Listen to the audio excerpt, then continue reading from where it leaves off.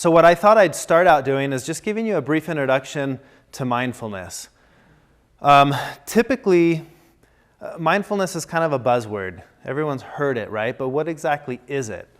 Well, some would say it's a form of being relaxed or being calm or having joy, and it's a little bit of all of that, but ultimately, mindfulness is an attitude of having an open mind.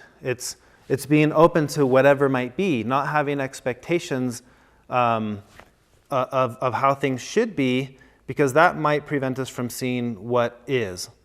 And I usually share this story that happened to me not long ago. I manufacture photography accessories. I have a company that makes all kinds of photography gear. And one of the new products we were working on, we were developing a component with a new supplier in China. And I've been working with their head of sales. And when you work with a company, or just with people in China in general, they pick a Western name. And that's the name that they do business under, because it's really hard for us to pronounce their names. So this specific person was Chris. And I have a contact name Wyatt, a contact name Jason, a contact name Cherry. They just kind of pick names. And so this new one is Chris, and I've been working with Chris for almost a year. At this point, it had been 6 or 7 months, and I decided I was going to be in China for work, and we decided to meet up. So we scheduled the day and time, and I showed up to where we were meeting, and he wasn't there yet. So I started walking around, buying time, and 5 minutes, 10 minutes, 15 minutes go by, and I'm thinking, well, I have no way of getting a hold of him. I don't know what to do. I'm in China by myself. I don't speak Chinese. And I'm thinking, I wish he would have been a little more respectful of my time. So I just keep sitting there waiting, or walking around, pacing, waiting. And finally, I decided to just sit down. So I go to sit down on this table, and there are these 2 young girls sitting on one end of the table, just playing on their phones. And the moment I sat down, one of the girls looks up, down from her phone, and says, "Hi, are you Noah? I'm Chris." And I was shocked, because I was not expecting that at all. And that experience stayed with me for days and days and days, because I realized in a very literal way I was blinded by my belief that Chris was a guy. That prevented me from seeing the reality, which is that Chris was a girl. And had I approached it with, I don't know what to expect mentality, I would have showed up and said, well, this is the place and this is the time, one of you must be Chris. But in my mind, that didn't work. I had already formulated the reality I was expecting to see, and I didn't see it when I got there. And that's, in a nutshell, that's really the essence of mindfulness. It's having a mind that's open to be able to accept whatever is, and more importantly, to not be blinded by our expectations of what we think is, by the reality that we create in our minds. And we do this all the time. We do this with everything. And the thing is, it's the hardest thing to detect in ourselves. We don't question the reality that we create, because it's reality. It's how we view the world. And if you take someone who has a body image issue, they're convinced that the way they look isn't the way they should look. They cannot see themselves and say, well, I look good, And we do this with others too. The expectations of how someone should be blind us from accepting them how they are, because we're living in that world of dichotomy. There's the 2 things. There's what is and what I think should be. And we typically live in that world of how I think things should be, and then none of it makes sense, because nothing's ever the way it should be, right? So that's the world of, in Buddhism, we call that dualistic thinking. And Buddhism is all about arriving at non-dualistic thinking. And mindfulness comes from the contemplative traditions of the East, one of which is Buddhism. So a brief background on Buddhism is a way to think of it is, I consider it a philosophy of life. It's a philosophical way of living or of viewing reality, where typical, I guess you could say, religions or ideologies are trying to present an answer to the question, what is reality? And these are big questions. Why are we here? What happens when we die? Big existential questions. Buddhism does not have an answer to any of those, because it's not concerned with any of those. It's trying to get at the root of why do we feel we need to know these things in the first place.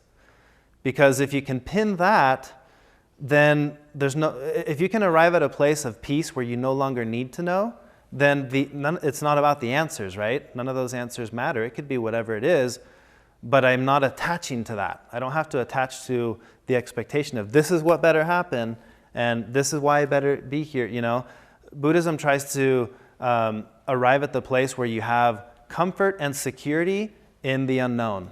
And we call this not knowing. And it doesn't mean that you don't know something. It just means it's an open mind. You're open to whatever might be. It's like encountering Chris and seeing Chris because you had no expectations of what or who Chris was. That, in a nutshell, is the goal of contemplative practice, which is Buddhism, and which is where mindfulness comes from.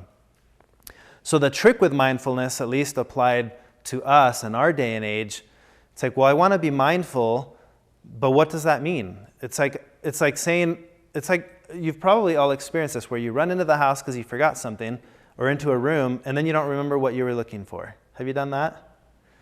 Now, you could keep looking, but how beneficial would it be to keep looking for something that you don't know what it is you're looking for? Usually you have to walk out and do whatever you were doing before to be triggered again. Like, oh, that's what I needed. And then you go back in, right? Well, mindfulness is kind of like that, because it's saying, I want to be mindful, but I don't know what I need to be mindful of. I just know that I need to be mindful. So it starts with an attitude of just openness. And in the Buddhist tradition, this is our definition of faith. Faith is an attitude of being open to whatever might be. It's not a defined set of beliefs that you need to adhere to and accept. There is nothing to accept. All it is an openness to whatever might be. And there's a kind of a loose grip on reality, because you experience life and you create your reality, but if you have a loose grip on it, you kind of have an attitude of, it might be this, but it might not be this. I might be right, but I might be wrong too. So there's no attachment. There's no strong attachment to the reality that has to be this or it has to be that. So in the practice of mindfulness, what we're practicing is the attitude of being open to whatever is. And we do that by observing. Because the very first mistake that will be made in trying to become mindful is having an expectation of what mindfulness is. Because now you go into the practice thinking, I'm going to be mindful, and you have an idea of what that means. And then because you're looking for that, you won't see what it actually is, which is probably something completely different. Okay? So how many of you have been driving somewhere multiple times? Maybe it's your daily route to work or something, and then one day you're the passenger and you look out and you're like, I never noticed that there. Have you guys experienced that? Yeah? I live in a very rural area, and between my house to my office is fields and cows. And I thought I knew the whole path. And one day I decided to ride my bike to work, and you go a lot slower on a bike, and I was taking in all the sights and the smells. It smells really different driving through the country when you're on a bike. And out of the blue, I noticed behind some of the trees there was this little red barn. I'd never seen it before, and I've been doing that drive for well over a year now. And I just stopped my bike and I looked at it for a minute and I thought, how interesting. All the things that have ever gone on there, maybe even as I drive by, I've been completely oblivious to. And that's mindfulness. You can't go in, you don't go thinking, I'm going to see if I can find a red barn on my way to work. You go in open thinking, what is here that I've never noticed before? And you're riding along, you're like, what, a barn? Where did that come from? And boom, that's a moment of mindfulness. And as we experience mindfulness in our everyday living, that's exactly how it's going to work. There's nothing to expect, because if you're expecting something, it's not going to work. But something's going to happen and you're going to realize, I did not realize that. I had never thought about that before. And this can apply to relationships. So-and-so, you've only ever seen them at work and they're always ornery, and then you see them in another setting somewhere and you realize, so-and-so's a really nice guy. I'd never thought about that. That's a moment of mindfulness.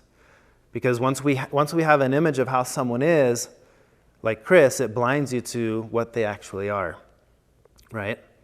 So think of mindfulness from the perspective of an open mind. We're going to have an attitude of faith is an attitude of being open to whatever might be. And if you start with that as the premise, when you start practicing mindfulness, you're going to start becoming mindful of things that you've never noticed before. So that's the first thing I wanted to bring up. I think that the biggest mistake that's made in contemplative practice in general is the expectation of what mindfulness is going to do for you. So keep that in mind. And then I mentioned we're going to do a couple of meditation practices throughout the day. The purpose of these practices is to help you get into the mindset of practicing openness, the attitude of really it's switching the mind from thinking mind to observing mind. Because we go through life in thinking mode. You know, and something happens, boom, I react. And that's how you go through life, and that's natural. But we have the ability to pause and create a space, and it's a space of just awareness. It's just observing. There's no judgment. And you can do this with your thoughts, with your emotions, with your feelings, with your physical sensations. And that's what we're going to practice in the meditation techniques. I'm going to teach you the 3 different techniques for mindfulness practice. And another way to think of these as we practice them is, you know, if we were here at a workshop to find out how to become stronger or more fit, and we go downstairs, they have a gym down there, and we decide to start working out, none of you are going to expect to come here, try that machine, and walk out and be like, it worked, I'm strong, right? So think of that with this as well. Mindfulness is to the mind what exercise is to the body. So it's not an overnight quick fix, it's a practice.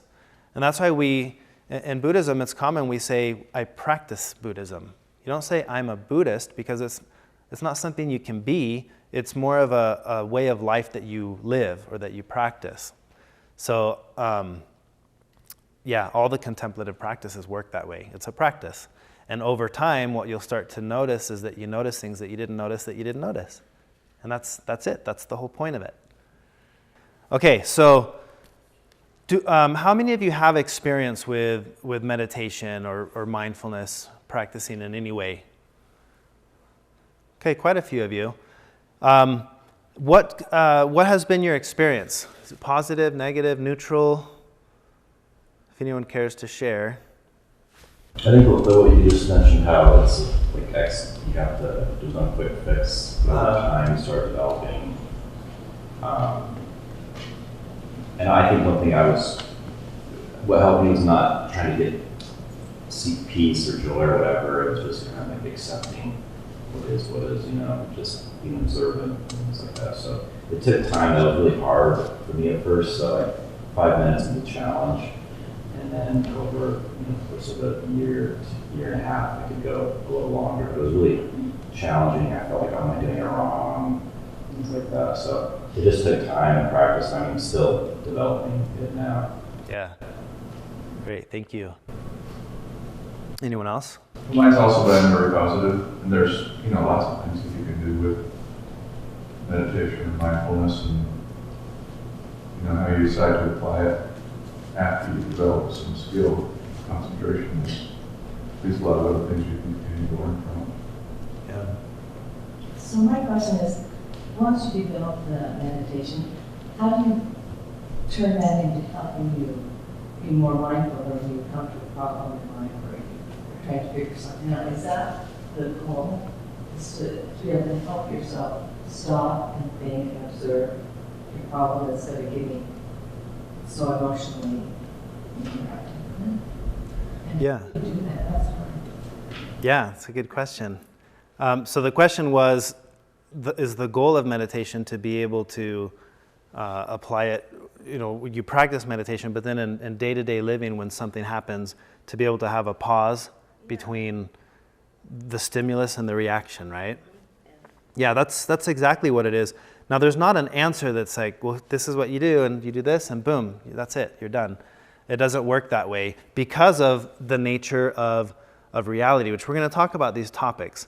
For one, life is constantly changing. And the moment you think you figured it out, it's changed on you. And what might work in one setting with kids in the home, all of a sudden you're in a new setting and it's all changed and you're starting over. So there's this process of continually starting over. You're always starting over. And mindfulness practice falls right into the practice of understanding continual change. Because you can think, okay, I figured it out, and I'm going to be really peaceful when my kids come in and they leave mud on the ground, and that's great. And you practice, and 2 years later, you're like, it's actually not bothering me. There's mud on the ground, but now the kids are gone, and neighbor's dog comes and poops in your yard, and you freak out. Like, well, now I got to start all over. So it's a practice that's a continual process. It's a continual process. And you never get there.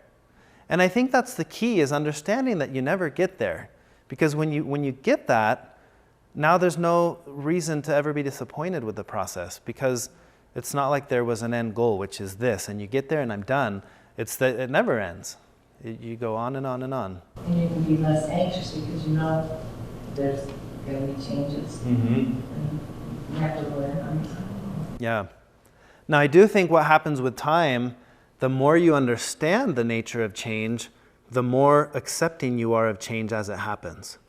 So there's a softening, and this is what we call non-attachment. And we're going to talk about this, but the concept of non-attachment isn't that I don't own things, it's that I don't allow things to own me. And circumstances can own us, right? Somebody cuts you off, and you immediately react, and you're feeling anger, and you feel your blood pressure rise. That's a scenario that owned you immediately. Now imagine being able to encounter experiences in life where it's the opposite. They don't own us. We get to control how we feel, and that's really the essence of what we're all looking for, right? Is that sense of control over ourselves. And the misconception here is there is no control over life. You're not going to get that out of this. You're not going to. There's never control over the things that happen, but there's control over the one thing you have control over, which is yourself. Does that make sense? So I think we'll address that a little bit more throughout the day and the topics. Did anyone else want to add anything? I thought mindfulness was paying close attention to what you're doing. Like if you're washing the dishes, try and just pay attention to the dishes and how that feels, and what it looks like, or eating. Observe every little thing about whatever you're doing, whatever that may be. Mm-hmm. And only more recently have I realized that it's about acceptance. Yeah. And the thing is, it is about the process, because it's in the process that the experience happens. It's washing the dishes while I'm not thinking about work that I realize my dishes have this little orange circle around them that I've never noticed before. I wouldn't notice that if I was doing the dishes while thinking of work. So it's the process of doing something for the simple sake of doing it that awareness arises. We just never know what it is, right? Alan Watts talks about mindfulness or meditation. He says anything that you do with the simple purpose of doing it just for the sake of doing it is a form of meditation. It's not necessarily just sitting on a cushion and closing your eyes, or it's anything. And I think people who do their craft are meditating all the time. Any artist who, whether it's a musician, someone who composes, someone who's singing, someone who's painting, you see this in artists all the time. When they're doing their thing, or an athlete, they're in their zone, that's a form of meditation. That's practicing that single-mindedness on what you're doing. So yeah, that's one of the techniques that you practice in mindfulness, is doing what you're doing and trying to just do that. And that's why there's walking meditation and sitting meditation and different kinds of meditation. All right, anything else? Okay, I'm going to kind of take a few steps back. I wanted you guys to see the schedule. Is that blurry or is that clear? Looks clear. Every hour there will be a 15-minute break. I've kind of done these where it just went on and on, because I could talk all day about this stuff. And honestly, I talk about this because I enjoy it. And I hope you guys get a sense of this throughout the day. I don't feel like I'm trying to teach anything. I don't consider myself a guru or a Zen master, I'm just me. That's all I am. and I enjoy talking about this. And if you hear it and you happen to enjoy it, good. And if you don't, it's fine, because there's no expectation on my part to convert anyone to anything or away from anything. I just try to offer what came to me in my life as a fascinating new perspective on life. And I enjoyed it so much, I decided I wanted to teach it. And I've been doing it for years now for the simple joy of doing it. I don't make any money doing this. All the costs that go into this are covered by the donation, and then whatever's left I use to promote the next one. I don't get any of it. And it's because I don't need to. I've been fortunate that I do this. This is my, I wouldn't say hobby on the side, it's more of a passion on the side, but I have my own job and I do my own work, and that's what gets me by. So we're going to talk about these different topics: the nature of suffering, then a break, and then the nature of change, which we talked about, then the lunch break from 12:30 to 1:30, and then we'll come back, talk about the nature of interdependence, and then the final topic is acceptance and non-duality. And in between these various topics, we'll be practicing mindfulness meditation techniques. And they'll make more sense as the day goes on, because you'll realize there's more to it than just sitting there just to sit there. There's a whole mindset behind why you're sitting there in the first place. And that's what we're going to address throughout all this. And then the last hour will be like the conclusion or closing thoughts and question and answers and stuff like that. So I have one of these printed on that table, one in the kitchen, and one on that little table in case you ever need to look at it and reference it. And you guys can help me stay on schedule, okay? I'm going to be looking at my clock to make sure I'm on schedule, but if I'm not, I'll ask you guys to help me. So we already did introductions. I wanted to share a quote with you, and I kind of alluded to this. This is a quote by the Dalai Lama. Do not try to use what you learned from Buddhism to be a Buddhist. Use it to be a better whatever you already are. And I can't emphasize that enough. I'm not trying to convince anyone. I'm not selling anything. And Buddhism in general doesn't proselyte. It's not they're not trying to convince you of anything. If anything, it's trying to convince you that there's nothing to convince you of. That might be the only convincing in it. So keep that in mind. And this is another one I really like. I talked about Chris in the introduction. And Thich Nhat Hanh is another famous Buddhist teacher. And he says the secret of Buddhism is to remove all ideas, all concepts, in order for the truth to have a chance to penetrate, to reveal itself. I think this is embodied in my story of Chris. You know, it's the ideas and the concepts that blinded me from seeing Chris in that one instance. And imagine all the things in life that this same process is happening. We have ideas, we have concepts, and they may be blinding us from seeing what's actually there, what's actually happening. So keep that in mind as we discuss these topics. Buddhism isn't about adding a new layer of knowledge or information to you. It's trying to strip away the ideas and concepts that you have. So it's not about gaining something new. It's about saying, why don't you take a look at how you're seeing it now and question it. Question it. There's a Zen expression that says great doubt equals great awakening, little doubt equals little awakening, and no doubt equals no awakening. And the concept behind that thought is the open mind, right? I talked about mindfulness. The opposite of mindfulness is a closed mind. It's a mind, not only can you not accept new ideas, but you can't be introspective with the ideas that you already hold. That's where it becomes really dangerous. So the sense of doubting in Buddhism is we're doubting our interpretation of reality because we understand that that's what blinds us from reality. Okay, so I talked about Chris. Another way to think about this is if you were looking at the world through tinted glasses, you're seeing a distorted reality. And for someone to come along and say, well, here, let me fix this for you. Put these green glasses on top of that. Now you're adding another layer, right? And so it's not about adding layers of reality, saying, well, here's the reality. No, that one's not right. Now here's the right reality.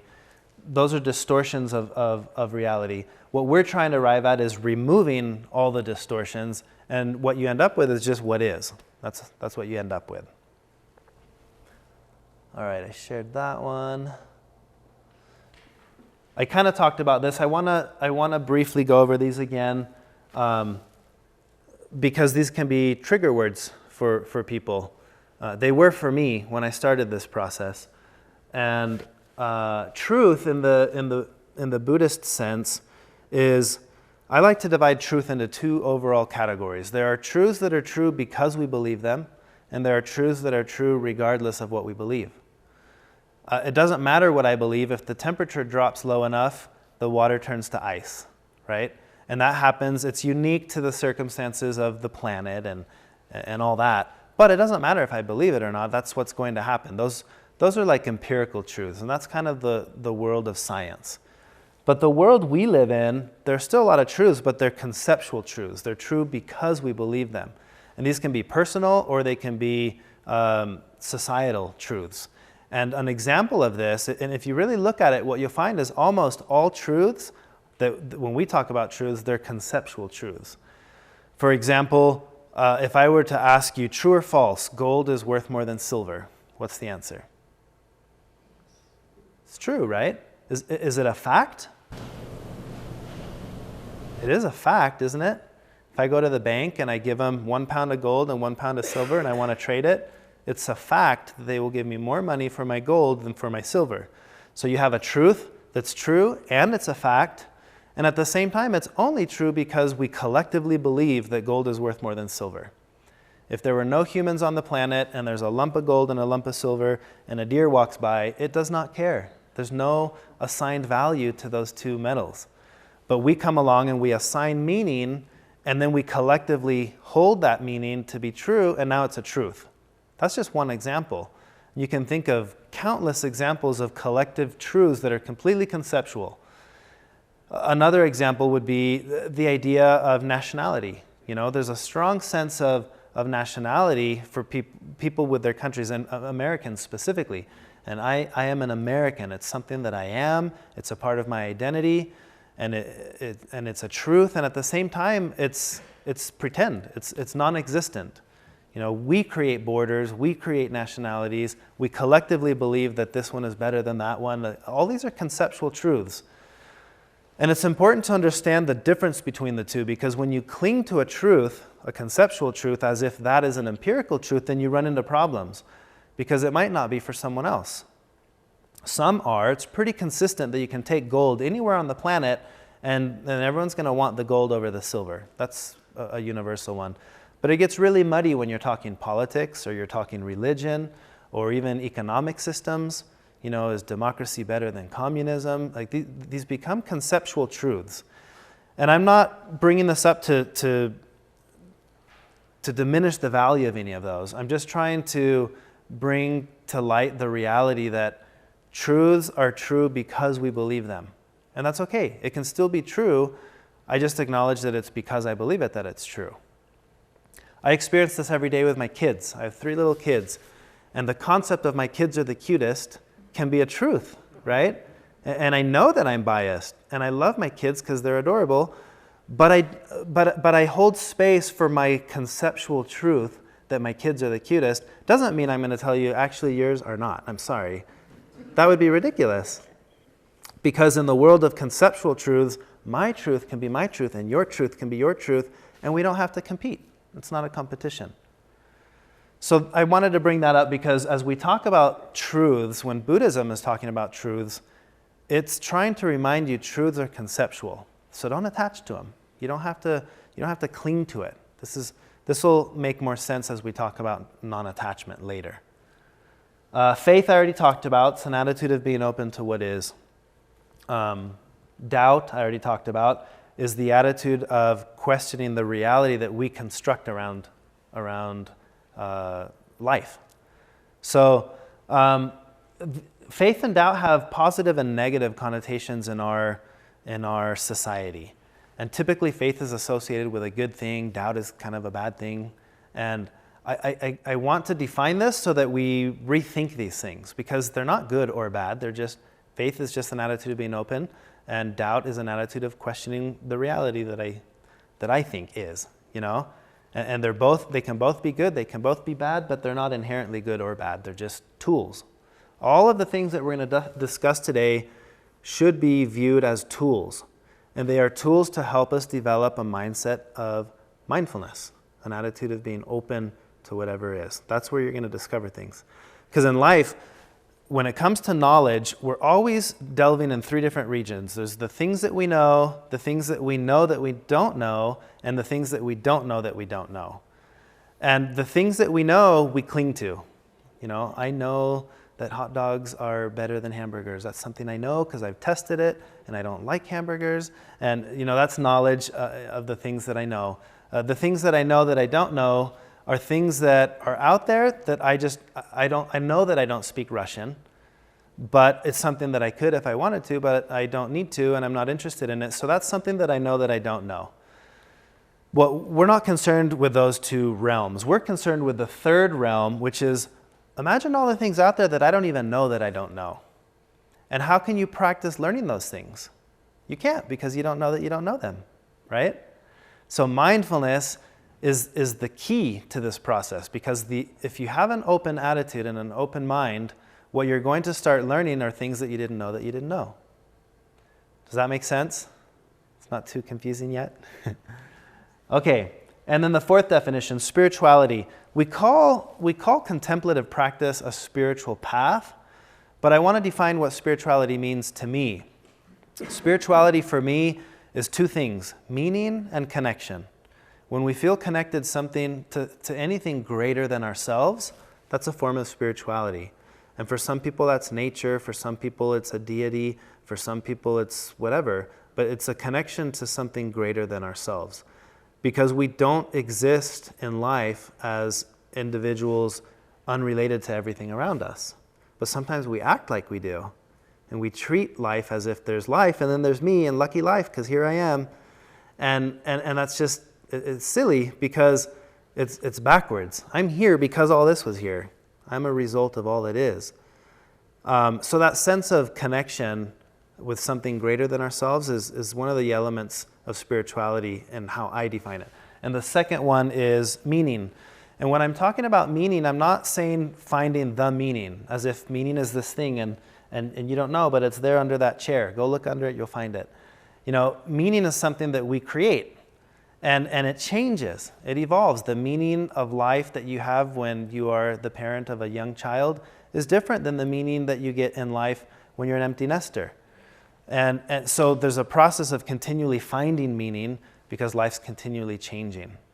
And I think that's kind of a part of what you would be looking for here is this, what is the renewed sense of meaning that has to arise as the result of everything that's changed? So finding meaning and having connection is what spirituality is for me, okay? All right.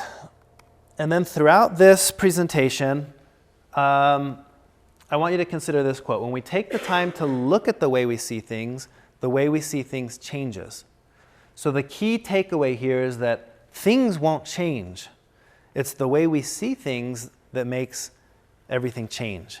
So it's like with developing mindfulness, your life will change, but it's the way you view life that changes. Life won't actually change. The people that still bother you, they don't change. They're the same people. The circumstances that are annoying, you're still going to get stuck at a red light when you don't want to be at a red light. Like those things don't change. But the way that we see those things changes, and that makes it all change. That's the irony of it. It'll all change and none of it will change. And I hope that you experience that firsthand as we start going through all of this. And the key to this is this. We need to take the time to look at the way we see things. So I mentioned the topics we'll be covering today. The nature of suffering, the nature of change, and the nature of interdependence are three key areas of how we see life that we're going to get really introspective with these topics and see, how do I see these things? And when you spend time doing that, I promise you that the way that you see things, the way we see things will change. I was thinking, how do I word that? Okay, any questions? This is the introduction part of the workshop. None? Okay, so what I want to do next, we have 10 minutes before this block is over. And then we're going to we're moving right into the next one. So maybe I won't take all 10 minutes. I'll take a couple minutes and then we'll take a 5-minute break or so. At the end of all of this, I'm going to send you guys a PDF with all of the slides, along with about 10 pages of explanation of these topics. And this whole thing is being recorded. So you'll notice the camera in the back. I'm going to make these workshops available online. When I first started studying Buddhism, I was really excited to learn, and I bought a lot of books, and I've read a lot of books, and I've attended a lot of workshops. And I think the thing that was the most discouraging for me was realizing it's expensive to go learn at a workshop, to go to a retreat with some of these teachers who have these quotes. It's really expensive. And I've been fortunate to be able to do that, but I thought it's unfortunate that this content that is so powerful is not completely available to everyone, at least not easily. I guess you could learn it on your own, but to go learn it in a presentation like this, it's not easy. So I decided back then, one of my goals was to make this accessible to anyone who's interested in learning about it. I don't want the finances to be a limitation to being able to learn mindfulness. So I started doing these workshops, and I tried to make the format for these work to be accessible. And that's why $20 covers the lunch and the snacks and the drinks and all the basics. And then if anyone can do more, that's great.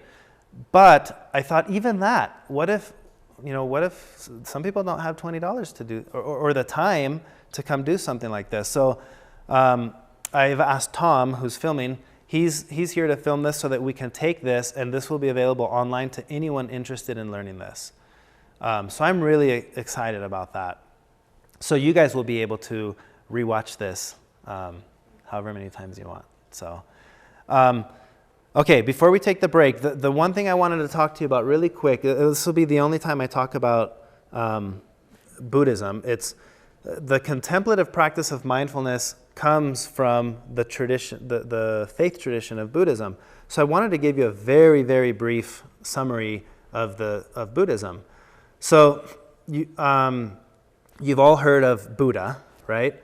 So the Buddha it's a title, and it means awakened one. And he was a teacher who lived about 2,500 BC. Wait, did I get that right? No, 500 BC, 2,500 years ago, more or less. And he was a meditator. He was trying to become awakened and discover the secret to life. And in that whole process, he was a prince. His name is Siddhartha Gautama. He was a prince, and the way the story goes is that he was well off, he had everything he needed in life, and he still wasn't happy. So he leaves the palace, he leaves behind the world of opulence, and becomes an ascetic monk. And he's just out roaming in the forest, and now he's on the other extreme, not eating, forcing himself to suffer, because that was the trick. And after years of that, he finally realizes, well, having everything didn't do it, and having nothing didn't do it. So he develops what in Buddhism they call it the middle way. It's realizing the extremes is not the answer. It's not having everything, and it's not giving up everything. You can just live a normal life and find it there.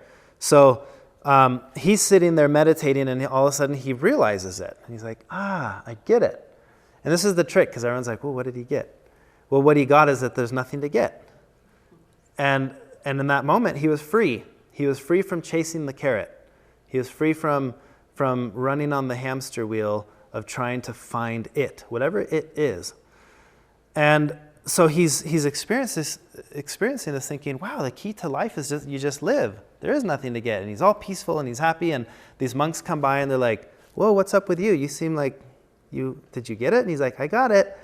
And they're like, well, are you, and they're like, are you a god? No, I'm not a god. Are you a prophet? No, I'm not a prophet. And they're asking him all these questions. They're like, well, then what are you? And he says, I'm awake. And that's it. And that's how he got the title, Buddha, the awakened one. There's nothing magical about it. And there are a lot of different stories that tell this, interpretations of this story, but the essence of the story is that he spends the next 80 years teaching people this, mindfulness. And that, the nature of suffering and the nature of reality and the nature of interdependence and the nature of change. And those are the speeches and talks that he gives. And we're going to cover those. So the information that we're covering comes from the Buddhist tradition. And I wanted to give you the brief background that the Buddha isn't a deity. Buddhism is a non-theistic tradition. It's, I consider it a contemplative practice, a philosophical way of living. There's nothing to believe. And if anything, it's saying question your beliefs.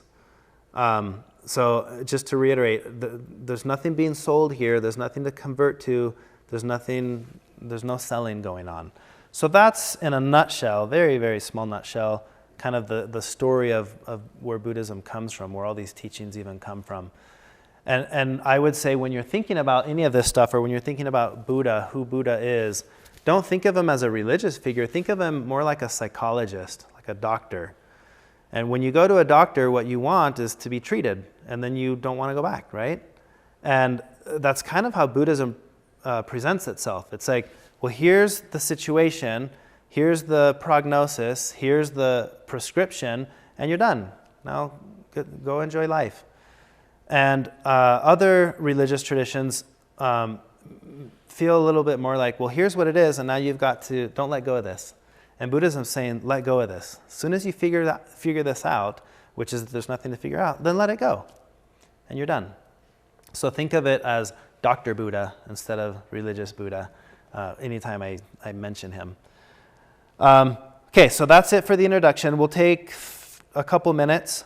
I mentioned the bathrooms are back there, drinks and snacks are in there, and then we'll come back here in 5 minutes to start with the first topic, and it'll be 1 hour, the nature of suffering. All right, so enjoy your break.